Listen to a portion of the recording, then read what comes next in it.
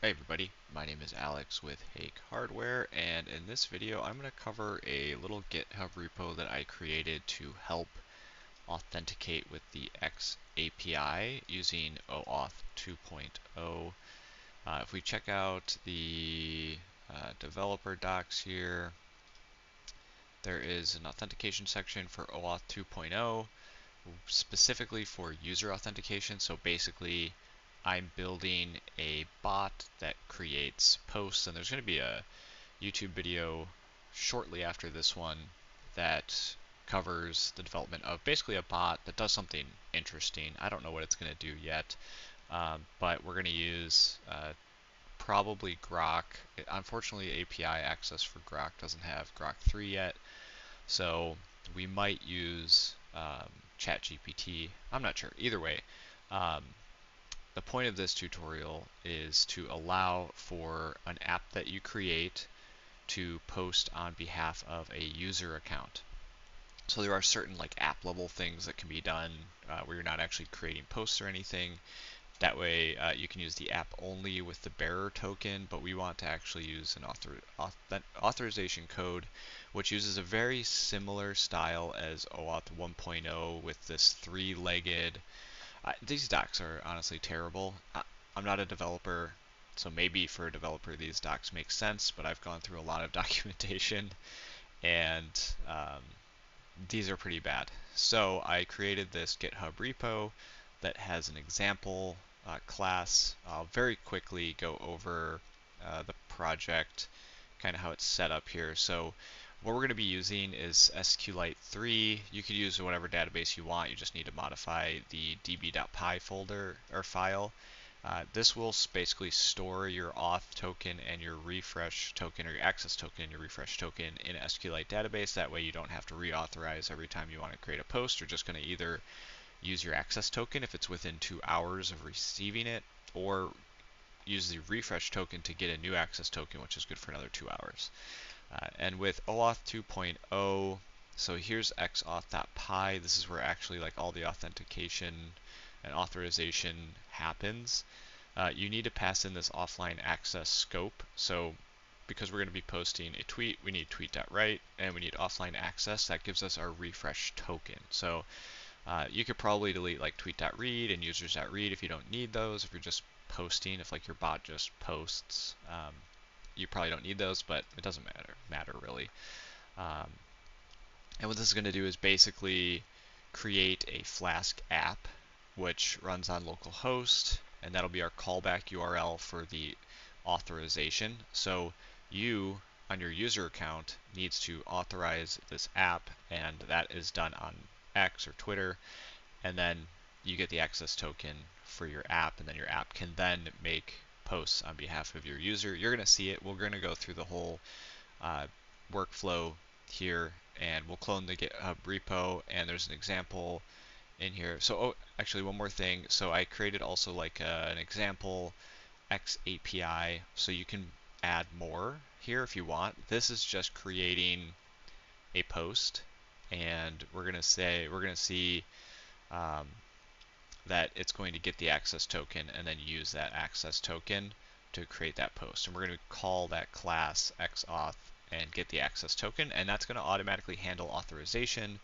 It's going to handle refreshing your token if it needs to, and it kind of is all just abstracted. So you can just create this API where you just call get access token, get your access token, and then make your API call.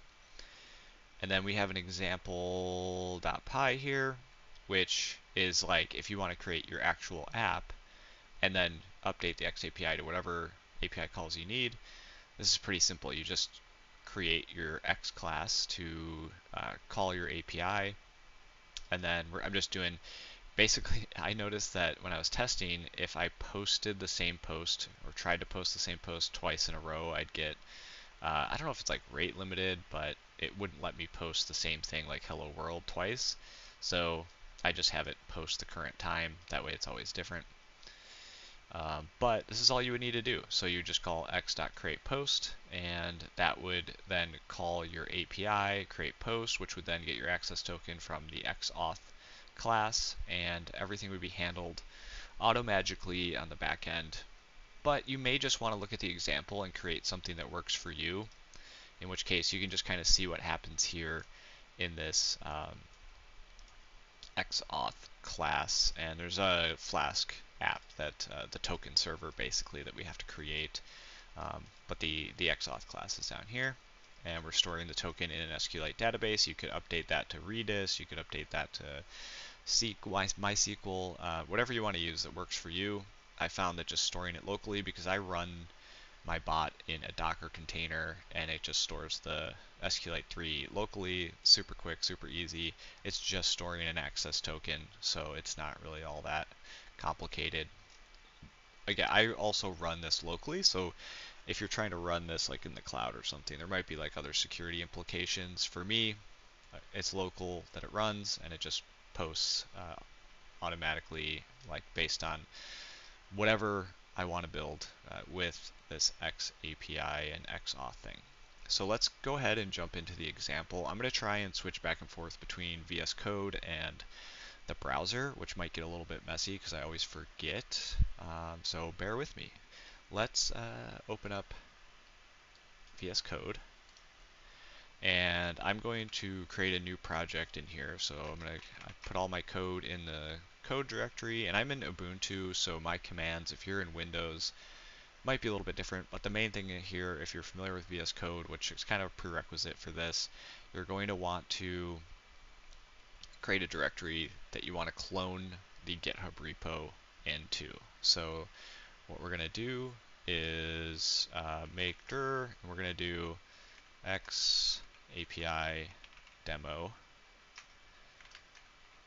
We're going to just go into that directory, and we're going to do git clone, and then we're going to jump back to our GitHub repo, just go to the root here, and you probably won't have SSH because you're not authenticated with, well, you might, no, just go to the HTTPS, copy that, and then go back into VS Code, and we're just going to paste that, and then don't forget you need to do a dot at the end, otherwise it's just going to create a folder called XAPI auth example. I want to clone the GitHub repo into the current directory. Alright, now I can open that folder, and there's a few things that we're going to need to do. Unfortunately, I had a video previously where I started from the beginning of creating a developer account and everything, but it's pretty easy to get into a developer account. Basically, if you just go to developer.x.com, there'll be a little thing like sign up for free or start using the developer console. You have to type in like a little blurb about what you're going to be doing with your app. It's 250 characters you have to fill. Go ahead and do that, and then you should just be automatically like in the developer portal, and you're going to already have a project that's been created, a default project, and you're going to have an app down here, and here's the app that was automatically created. And the first thing you're going to want to do is set up, oh shoot, I forgot to switch, darn it, that's so annoying. Alright, basically what I did was you're going to be on X in developer.x.com. You got to create your free account, and the API limits for a free account are extremely tight, so be careful when you're testing because you might hit those limits pretty quickly. And then basically you're going to get into the developer portal here. You should be able to figure that out. If not, leave a comment and I'm happy to help you, but it should be pretty straightforward.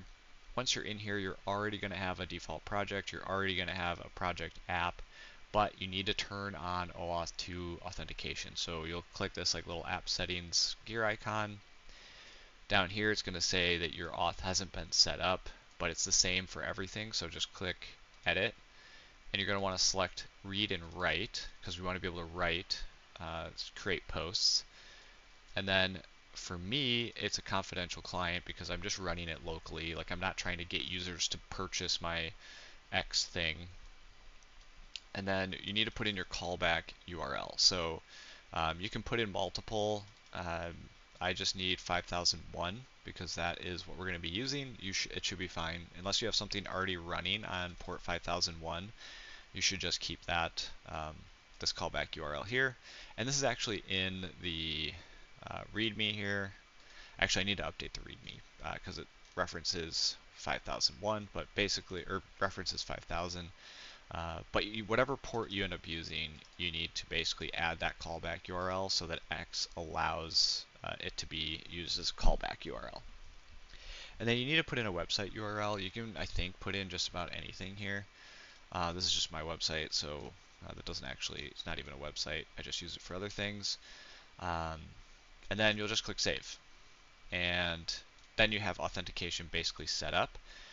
And actually for you, you're going to get an access ID and a client, or a client ID and an app secret or something like that. I need to get those again because I had already set it up. So I'm going to go into keys and tokens, and you can see under Auth2.0 you have a client ID and a client secret. So here's my client ID, which is not a secret basically.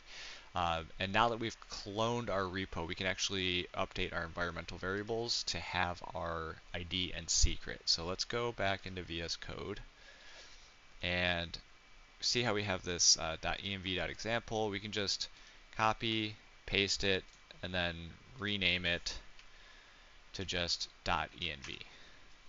And this is where we're going to put in our client ID and our app secret, or client secret. The naming conventions are weird. So let's go back into Firefox. Again, for you, it's going to display those as soon as you turn on authorization or authentication. But for me, because I already did it, I need to just generate some new ones here. So pretty easy. We're just going to copy our client ID, go into VS Code, paste our client ID, and then we're going to go in and I'm going to regenerate this. Yes, regenerate, and I'm going to copy it. Now, this is going to be revoked before this video goes up, so you can try, but you're not going to be able. In fact, this whole account is going to be deactivated. So if you want to try and steal my secrets, that's fine. Go for it. But don't share your secrets to anybody else. Alright, so I have my app secret in here. I got my client ID in here. And you can just leave the example. It doesn't really matter.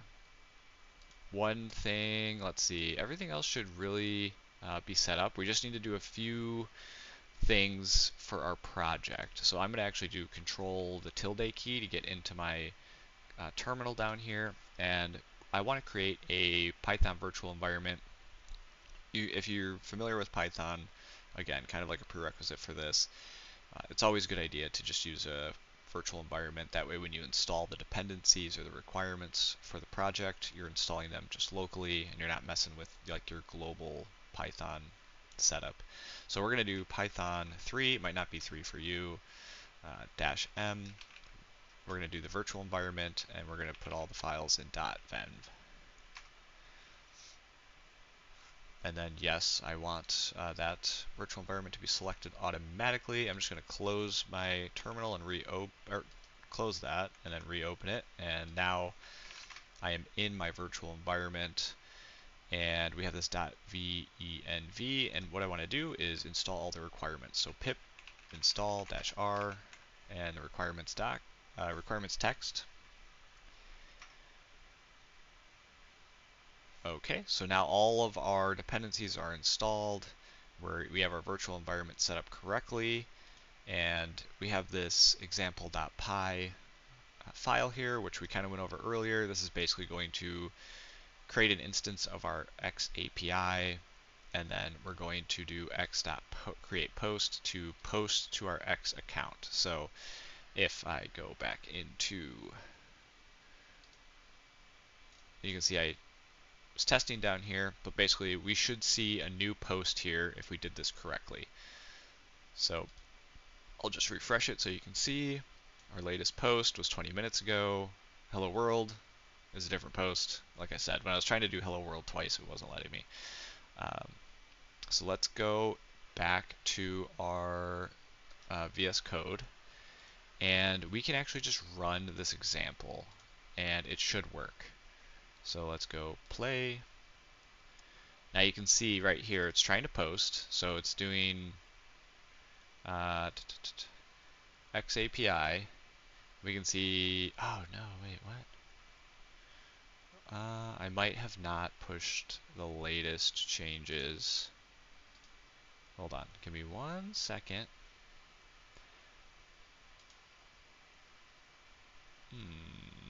I did push the latest.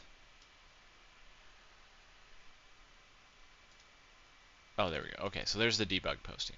Um, so no token found, starting authentication using multiprocessing. Basically, it's running this Flask app as like a process that it can remove because it's blocking the script from continuing. So we need to actually shut down the server once we're done, which is kind of good practice anyways. You only need this Flask server for when you are doing the initial authorization, because you're basically going to get redirected to Twitter, you're going to authorize, and then get redirected back to your OAuth local server here and store the token. So we can copy this.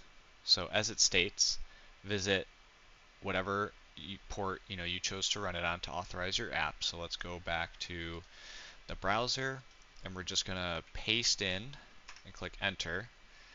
And now you can see the account that I'm logged into wants to, or the app basically wants me to authorize it on this account so that it can post and do other different things. And you can actually revoke access through the UI if you want for your user account. But anyways, so you're just going to click authorize app, and then it's going to redirect you back to your local host with this OAuth callback. And now authentication is successful, so we could close that window. And if we go back to our VS Code, we can see that it has posted. So api.x.com 443, so encrypted basically, and we got a 201, which is basically successfully posted. And if we go back to our browser and we refresh, we can see hello world, the current time is 2025 to, and now what's cool is that in the future, that whole authorization process doesn't need to be done. So you can basically at this point, so if your bot was continuously running and posting things, you don't need to do that authorization step, that manual authorization step, which is required unless you like automate clicking the authorize button. It only needs to be done once, so you might as well just do it once. It's probably not worth coding like an automation for that. But you can now just run, and you can see that it posts immediately. So it has the access token, it's pulling it from the OAuth.db SQLite database and posting automatically. Now if 2 hours passes, it's going to do the refresh token and get you an access token, a fresh one, and post all seamlessly. You don't have to do any sort of interaction beyond what we did. And to prove that that worked, we're going to jump back, refresh, and you can see, boom. So 3 minutes later, we did another post. And just keep in mind, I think the rate limiting is like 17 posts every 24 hours and 500 in a month. So it's pretty tight. That's for the free account is really just for testing, according to X. So not super amazing, but I have I think enough, like it's enough for testing, but you're really gonna have to pay like $175 or $200 a month if you want to do like any real posting on X, which is kind of a pain. I thought about doing like a browser extension that would just like post automatically without the API, but I really like using the API. But hopefully this is helpful. I couldn't find any resources to really give me coding examples of how to do this, and I just wanted something that I didn't have to deal with authentication and authorization. I just wanted it to be done seamlessly in the background. So that's what I was hoping to accomplish with this GitHub repo. Hopefully it is helpful to you. Feel free, to star it or do whatever.